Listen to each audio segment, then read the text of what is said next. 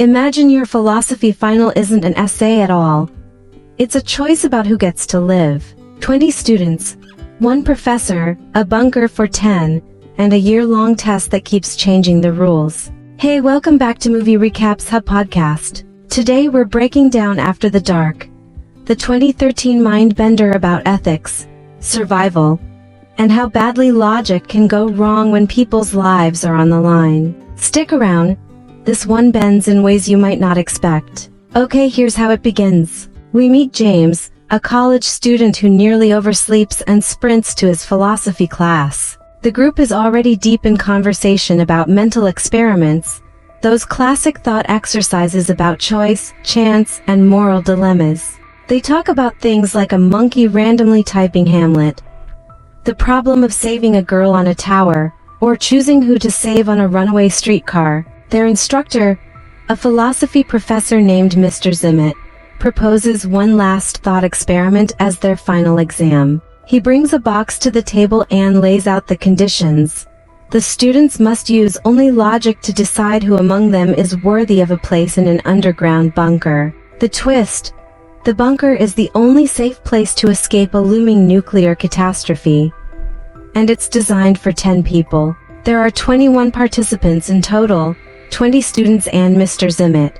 The life support systems can only sustain 10 people, so food and sleeping spots can be debated, but oxygen cannot be stretched. The group must decide who deserves to live and who will be left to die, and each student has their own unique skills and personal complications. They start by drawing slips from the box with professions written on them. While the slips are being distributed, the professor coughs a few times and covers the box. The first experiment takes the group to a place called Pranbanan. One student, a poet, is quickly eliminated, the argument being that a poet has no place in a dying world. Through voting, they pick people they think are useful: a farmer, a civil engineer, an electrician, a doctor, a senator, a soldier, a psychotherapist, a carpenter, and a chemist. The professor says he'll reveal his specialty later. The students decide to give Mr. Zimit the last spot, assuming his skills will be more useful than, say, an opera singer's.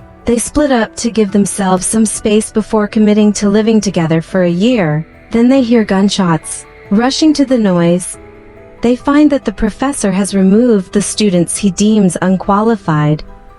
He claims he did it to spare them the agony of radiation exposure while he was gathering supplies. The remaining students rush to the bunker. The professor realizes they tricked him and runs to the bunker, but they shut the outer doors in his face. Petra, the civil engineer, can't sleep. She opens the inner bunker door and sees the professor lying outside, burned. He shows her a note. He's the only one who knows the code to reopen the bunker door. Everyone gathers at the door, but they fear it's a trap, so they decide to stay locked inside for a year and then find out whether the professor's claim is true. That's how their one-year sentence begins. Petra keeps going back to the door, checking on Mr. Zimit. Days pass, life inside the bunker settles into routines. They play games, have conversations, try to keep their sanity, and all the while they're nervous about whether they made a mistake that could cost them their lives. A year later they attempt to leave. They learn the professor was telling the truth. The door requires a code only he knows. They try everything: guns, crowbars, digging, but nothing works. Food runs out. In desperation they resort to eating the dead electrician. Some students shoot themselves rather than face a slow, starving death. Eventually oxygen runs out and the whole group dies. That grim outcome closes the first experiment. Afterwards, Mr. Zimit reveals that he was the creator of the bunker and the one who installed the door code. He proposes they run the experiment again and correct their mistakes. So the second experiment begins. This time it's set near Mount Brahma. The selection criteria get more complicated. It's not just skills anymore. It's personal qualities and genetic data. The bunker is filled with a diverse set of roles: a gay farmer, a civil engineer, an electrical engineer, a chemist with good genetics, a stockbroker with gold, a barren carpenter, a sales agent, an obstetrician, a senator, a lawyer, a soldier with a photographic memory, a landlord, and an ordinary laborer. Again, the last seat is reserved for Mr. Zimit. Those excluded try to drive away, but a bomb falls near their car and wipes everything out. 9 surviving students and the teacher rush back to the bunker for safety. At night, Petra can't sleep. She wanders and sees James, now the farmer, together with Jack the chemist. The students decide they should pair up and try to conceive as soon as possible to secure the future. Petra picks Mr. Zimit as her partner because James can't be with her due to his orientation. Time passes and no one becomes pregnant. Mr. Zimit suggests changing partners to increase their chances. Bonnie objects and says no. The professor storms out and soon returns with a gun. He forces everyone out of the room except Bonnie and gives her an ultimatum: accept the new pairing rules or be erased from the experiment. Jack, who's hiding, jumps in, attacks Mr. Zimit, and wrestles the gun away. In the scuffle, Jack seriously injures Zimit. The professor staggers toward the outer door and control panel, starts entering the code, and Bonnie runs to stop him, but they're too late. The second experiment ends in failure. Later, James asks why Mr. Zimit coughed after he and Petra drew their slips. James grabs the box from the professor's desk and discovers it has a triple bottom. Inside are repeated slips. Several copies of Gay Farmer and Civil Engineer sit in the hidden compartment, while other slips are at the top. James suspects the professor intended to humiliate him by making him a gay farmer on purpose. Mr. Zimit denies this, comparing James to Plato's cave dweller, someone who believes only in a fictional world of their own making. James remains convinced Zimit had ulterior motives in assigning professions and identities. James then proposes a third round. No one wants to accept Petra, and Mr. Zimit agrees to another experiment on the condition that James be assigned as a florist. The third experiment takes place on a deserted island. Under the guise of checking the bunker, Mr. Zimit hides a machine gun and takes a pistol with him to the shore. While he's sitting there, Petra asks to run the experiment by her rules. She wants to choose who gets into the bunker this time. Petra picks the people who were previously voted to be erased. Mr. Zimit refuses and pushes them away. He reaches for his gun, but it's missing.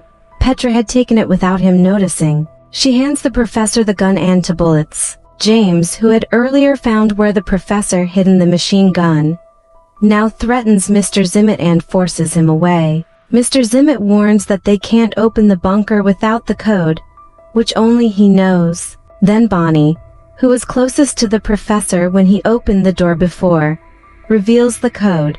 She has a photographic memory and had memorized the combination. There's one last free spot in the bunker. Petra asks Bonnie to take it. Bonnie refuses. Petra chooses Chips the carpenter, but Chips outsmarts Petra, pushes her into the bunker, and closes the doors from the outside.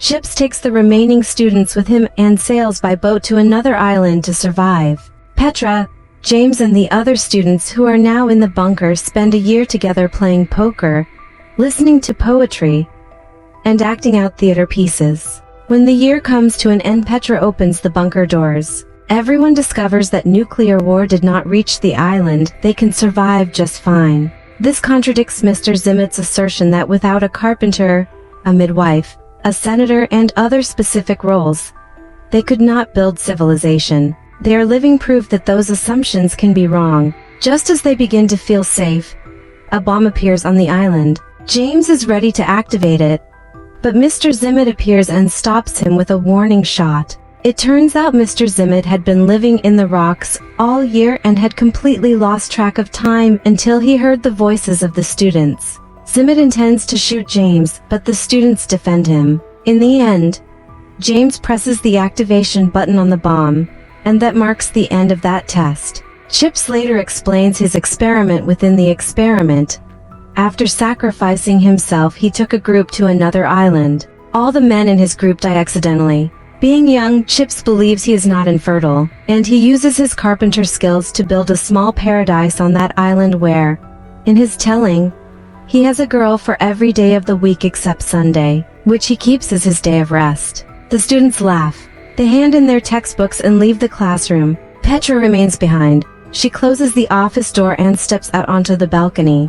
She's dissatisfied with Mr. Zimit, whom she calls by his first name, Eric, because she believes he made James a gay farmer deliberately, out of jealousy. to humiliate him and show him where he belongs. Petra says that was pointless, because James doesn't know about the connection between Eric and Petra. Petra announces she's leaving with James to go to another city. Eric asks her to stay and be with him, but she refuses. They share a farewell kiss and Petra leaves. The ending is left open. We see two possible developments. In one, Eric goes back to work and teaching. In the other, he stands looking at the gun, uncertain and dangerous. The conclusion is unresolved, and it leaves you thinking about motive, power, and the ethics behind the experiments. If you like this breakdown of After the Dark 2013, hit the like button. Drop your thoughts in the comments. Especially tell me what you would have done in those experiments. And don't forget to subscribe to Movie Recaps Hub podcast for more recaps and discussions. Thanks for listening. See you in the next video.